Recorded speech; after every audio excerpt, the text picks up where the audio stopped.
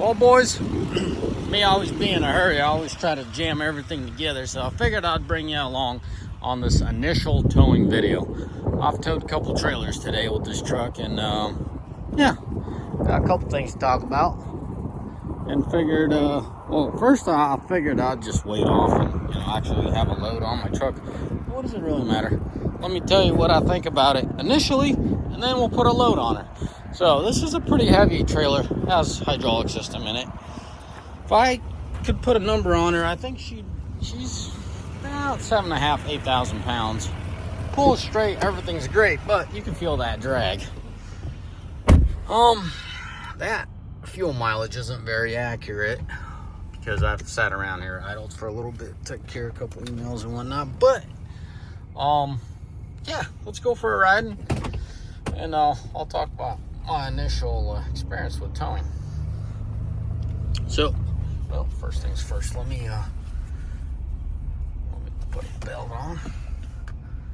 So, to be honest with you, I'm testing that trailer as well, because if you're new to the channel, that thing's been down for a little while, got new axles on it and whatnot. So, guess we'll kill two birds with one stone here. So, but this is straight up highway. While I was, maintaining highway speeds, I think I kept her around 60. To my surprise, this thing was hanging out about 14.5, which isn't bad at all. Nothing crazy, but not bad at all either. So I think we got to get going here. Let's hit the highway.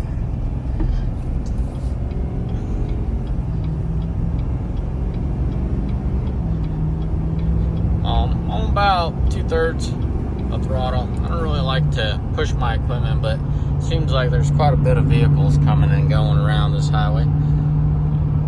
So I figured I just gotta go. You gotta go, you gotta go. Anyways, so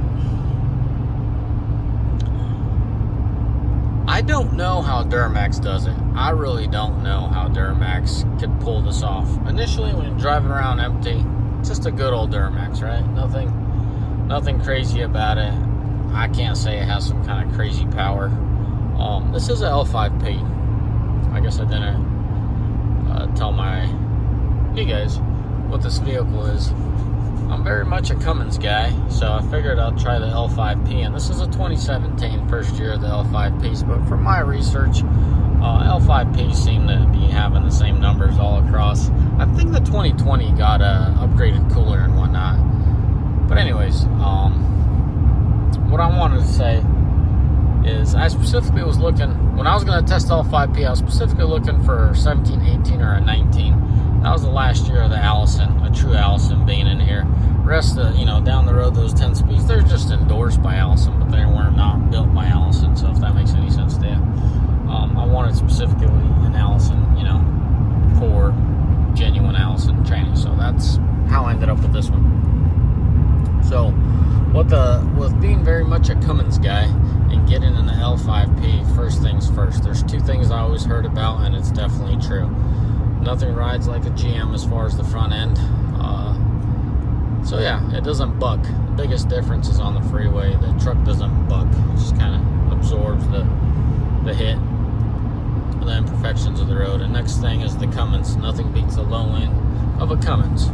The brutal low end torque. Now here's the trickery that I was talking about. I don't know how Duramax does it. I don't know, to be honest with you, how they're able to achieve what they have achieved. Specifically, when you're driving around town, it doesn't have brutal low end torque. It doesn't have anything promising that it could tow on fairly low RPM. Right now, the tranny's being kept a little higher. I think it's either in 4th or 5th gear. Another thing is I wish GM would have displayed the gears that it's in. Just because you put it in low and it says 5 doesn't necessarily mean it's in 5th gear. As you can tell, where it's supposedly displaying 6th or 5th. This is one way to find out what gear it is. So if I go into 4th and it downshifts, yeah, so it was in 5th. So now we're in 4th. Oh yeah, you're doing 60 miles an hour. So there you have it. So we're in 5th gear for a fact now. By doing that, at least that's what I believe I did.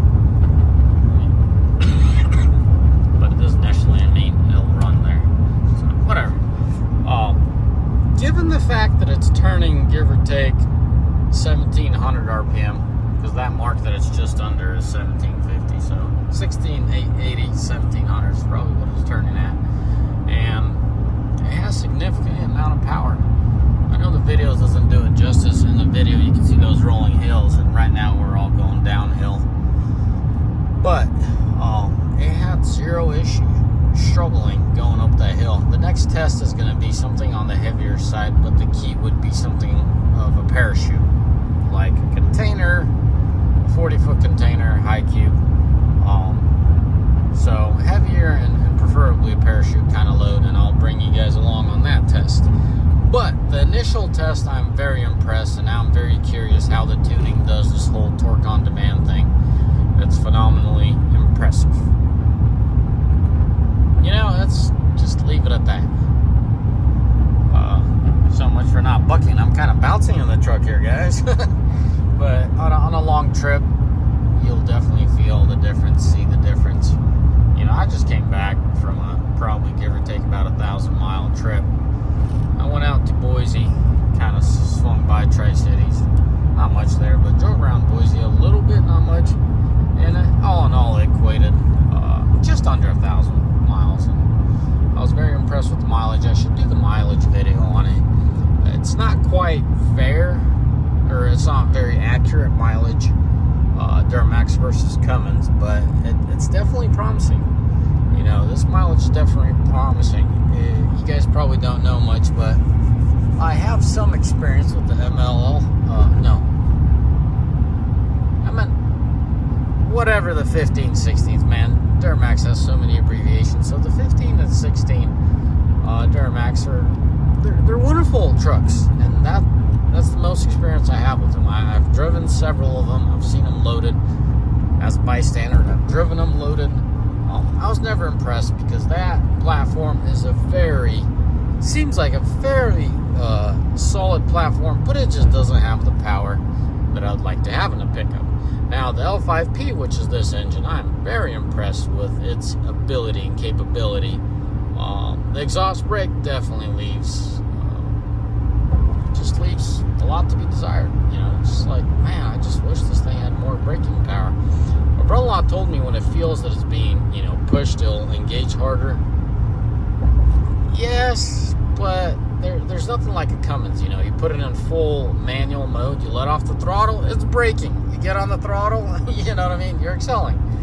You touch the brakes, it downshifts. The Allison does downshift when you do touch the brakes, but it has a mind of its own. It doesn't always downshift, but for the most part it doesn't. It's kind of like, you get a mixed feeling, specifically in the area, definitely in the exhaust brake, but even in the way it downshifts, it's, call it algorithm, the way it utilizes all that, it's kind of odd to me. I'll just leave it at that. I need to spend more time with this vehicle and experience different scenarios. I found it very odd that when I hooked up a data,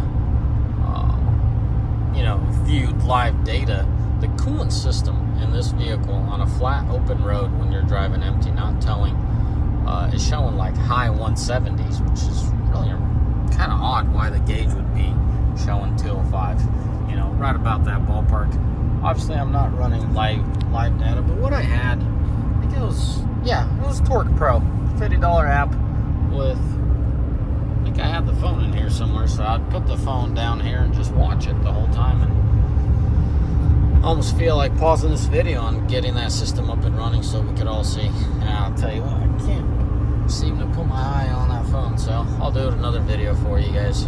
How about this? Next time I tow heavy, I'll show you the boost at the turbo, meaning the air charger turbo boost, and then the one in the manifold. There seems to be a significant amount of loss in pressure throughout the intercooler system, and that's a video of its own, but I definitely understand why a lot of Duramax guys, seems like one of the Duramax out of the Power Stroke and the Cummins group, seems like they're the most to update their piping and heat exchanger intercoolers.